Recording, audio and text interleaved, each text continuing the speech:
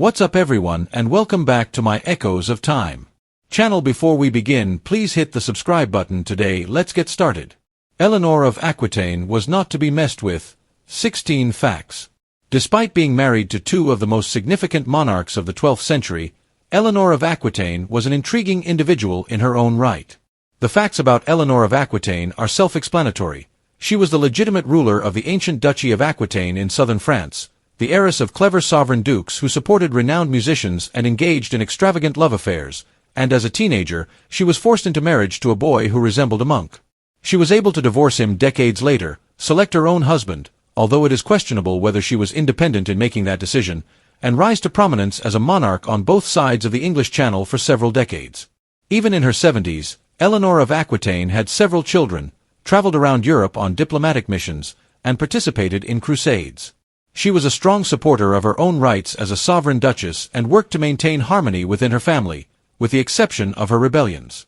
Eleanor was a woman for the ages, intelligent, attractive, and astute. She was twice married to rival kings. On both occasions, Eleanor married a strong ruler or soon-to-be monarch. King Louis VI planned for young Eleanor to marry his own heir, Louis, in order to align her duchy with France, which at the time was actually smaller than Aquitaine. In July of 1137, right before King Louis's death a month later, they were married. Since Eleanor was supposedly quite sensuous and Louis was supposedly very devout, the union was doomed from the beginning. Eleanor and Louis separated after 15 years of marriage and 2 daughters. 2 months after her marriage to Louis ended, Eleanor wed Henry, Duke of Normandy. Henry, Eleanor's first husband's adversary, was anointed King of England and Lord of many French territories 2 years later. According to legend, she faced her husband's mistress in a maze. Henry was not faithful, which was unfortunate for Eleanor. There are rumors that Henry kept the stunning Rosamund Clifford, one of his favorite mistresses, in a house in the middle of a maze at his Woodstock palace. Every time, he followed a red string to find his way. However, astute Eleanor quickly discovered her husband's adultery and made her way to the middle of the labyrinth, where she discovered fair Rosamund. According to one version of the tale, she gave Rosamund 2 options for escape, a dagger to the heart or a bowl of poison, and Rosamund chose the former. This terrible story turned out to be a mere myth. In fact, Rosamund died in a convent, and Eleanor was probably incarcerated because of her husband, Henry. Her grandson captured her. Despite the fact that her youngest child, John, was supposed to become king after Richard's reign, Eleanor preferred her son Richard over her other children. Between the two, Eleanor gave birth to another son, Geoffrey, who died before he could take Richard's crown. Technically, it was his uncle John, not Geoffrey's son Arthur of Brittany, who should have become king, but Eleanor favored John above her juvenile grandson. The fact that Eleanor was once taken prisoner by Arthur and later set free by John could be one explanation for this. One of John's lieutenants abducted Arthur and brought him to the king in order to finally resolve the dispute. The fate of the young duke is still up for question among historians, but it is evident that he was imprisoned and probably executed, possibly by John himself. Together with her first husband, she participated in the Second Crusade. For a woman from 12th century France, Eleanor was remarkably well-traveled. Although many French people, including Eleanor, were not thrilled about traveling such a long way to support the Crusader vassal nations, Louis VII and his German counterpart, Conrad, spearheaded the effort for yet another Christian crusade in 1147. However, Eleanor ultimately consented to accompany Louis on the crusade because he saw it as a chance to atone for his transgressions, which included setting fire to a packed church. The crusade, 1147 to 1149, was a catastrophic military and personal defeat. During their absence, Louis's relationship with Eleanor severely deteriorated, and he and his allies did little to support their Frankish cousins in the Middle East. At the Battle of Cadmus, the French also lost a lot of men. Eleanor was held responsible for the slaughter of Frenchmen because she was allegedly used as an unintentional pawn in a Turkish attack. She was ambushed once and came dangerously close to being abducted twice. Before getting married, Eleanor was always in danger of being kidnapped because, as a wealthy heiress without a husband, avaricious lords might have tried to take her, force her into marriage, and take her wealth and lands for themselves. Eleanor was probably worried about her personal safety after she divorced Louis because of this threat, which was also one of the reasons her father planned her marriage to the future Louis VII just before he passed away. Despite her newfound freedom upon this separation, Eleanor knew she couldn't enjoy the luxuries of single life for long. She had to find a new husband for her own security. Following the annulment of her first marriage by a council, she returned to Poitiers, narrowly avoiding two captors, Theobald, Count of Blois, who would subsequently wed one of her daughters, and Geoffrey, the younger brother of her future brother-in-law, Henry Plantagenet. Luckily, Eleanor found a different way home and made it without incident. Shortly after, she set up a marriage to a new guardian. In 1200, Eleanor was successfully captured by Hugh of Lusignan, an enemy of her son John. Her arrest wasn't for the gain of her land, however. Hugh attacked Eleanor in order to coerce John's backing in Hugh's claim to a random piece of land. She was an independent duchess. Because she controlled a valuable and fertile area of what would eventually become France, Eleanor was one of the most sought-after heiresses in Europe as a teenager. Eleanor inherited Aquitaine in her own right rather than by virtue of marriage, as was frequently the case.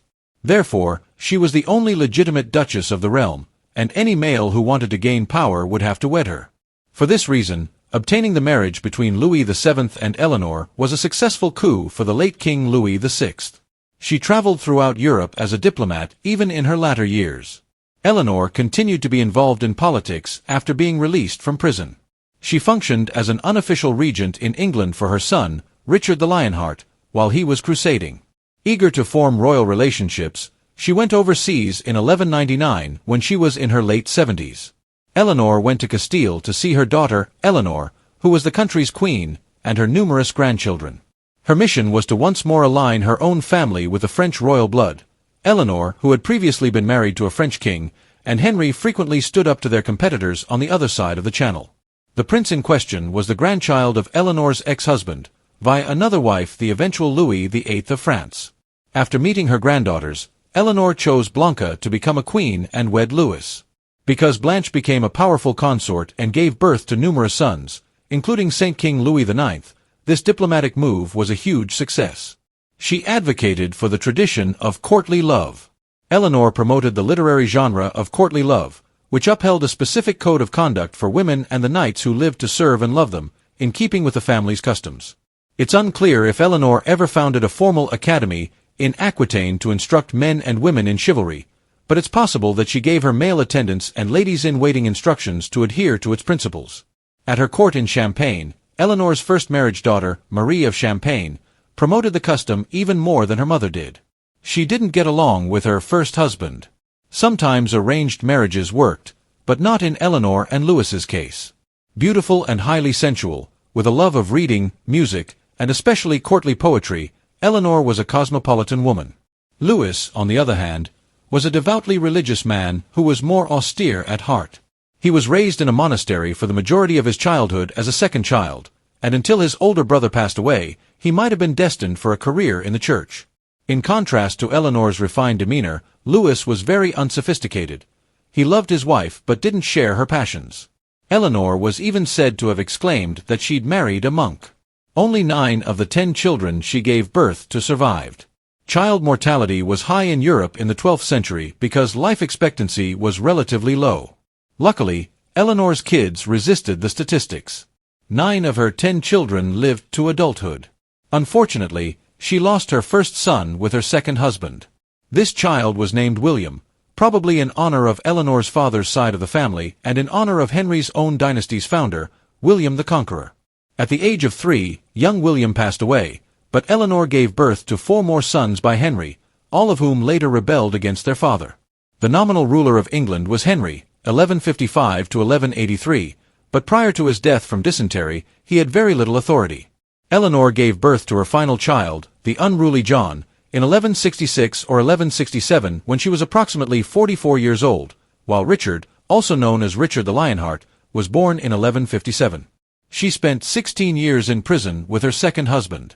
Perhaps Eleanor was more suited to the ambition and sensuality of her second husband, the future King Henry II of England, but the temperamental Plantagenet didn't think twice about punishing his wife if he felt it was necessary. Eleanor finally supported her boys' rebellion against their father, led by Richard, after growing weary of Henry's dominance and infidelity.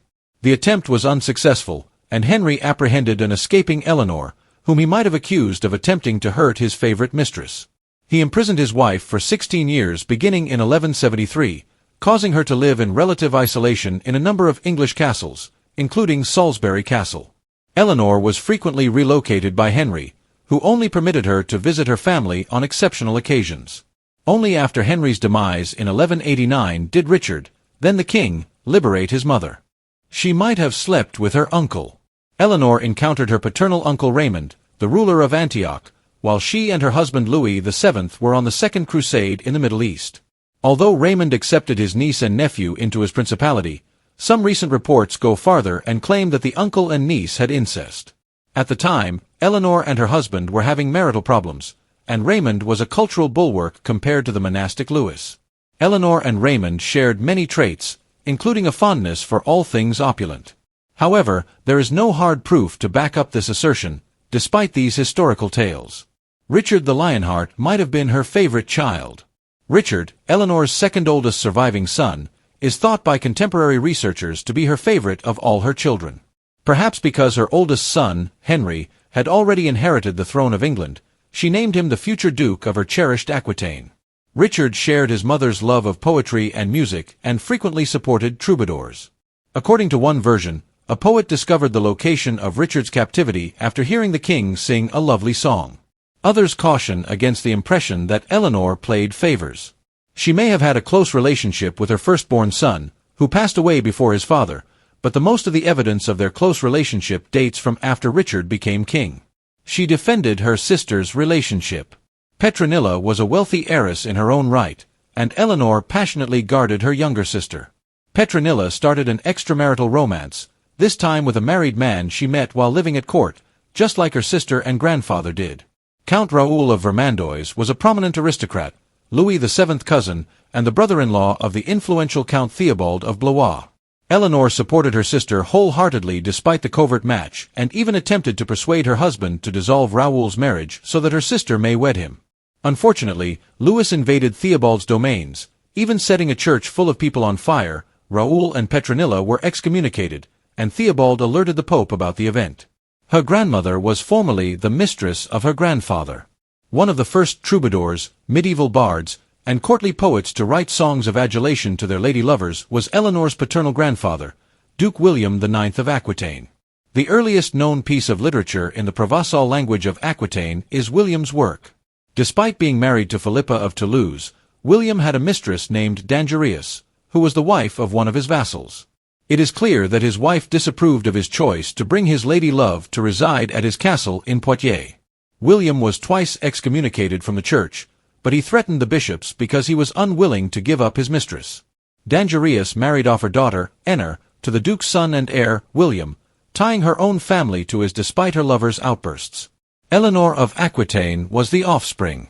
She died in a nunnery. In the end, Eleanor moved to France to live in Fontevraud Abbey, a famed retirement destination for powerful women. Eleanor's mother-in-law, Empress Matilda, and the Plantagenets, Eleanor's second husband Henry's dynasty, were also closely associated with the monastery. Joan, Eleanor's own daughter, died shortly after she was ordained as a nun at Fontevraud. The sanctuary served as the final resting place for Eleanor, Henry, Richard, and other Plantagenets.